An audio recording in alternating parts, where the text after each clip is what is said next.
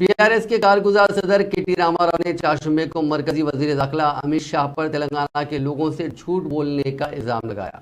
KTR نے ایک صحافتی بیان میں کہا کہ امت شاہ چاہے جتنے بھی جھوٹ بولیں، تلنگانہ انتخابات میں BJP کو عوام کے ہاتھوں سبق سیکھنا ہوگا۔ انہوں نے کہا کہ BJP نے تلنگانہ کے لیے ایک بھی اچھا کام نہیں کیا اور اب جھوٹ پر مہم چلائی جا رہی ہے۔ انہوں نے کہا کہ تلنگانہ کے عوام BJP کے جھوٹ سن کر تھک چکے ہیں۔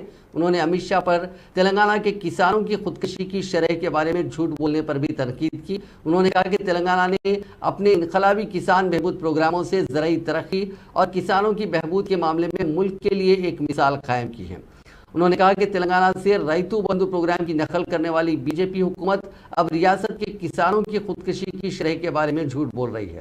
KTR نے تلنگانہ سے کیے گئے وعدوں کو پورا کرنے میں ناکام رہنے پر امت شاہ کو تنقید کا نشانہ بنایا۔ انہوں نے کہا کہ امت شاہ نے 5 سال قبل عادل آباد میں بند سیمنٹ کارپوریشن آف انڈیا کو کھولنے کا وعدہ کیا تھا، لیکن اس وعدے پر ایک قدم بھی آگے نہیں بڑھے۔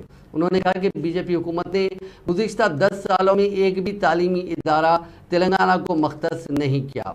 KTR نے امت شاہ کو چیلنج کیا کہ وہ ایک ایسی ریاست دکھائیں جس نے گزشتہ 10 سالوں میں تلنگانہ سے بہتر ترقی کی ہو۔ KTR نے کہا کہ تلنگانہ نے ریاست کی مجموعی آمدنی، فیکس آمدنی اور انسانی ترقی کے اشارے جیسے تمام شعبوں میں جامع ترقی کی ہے۔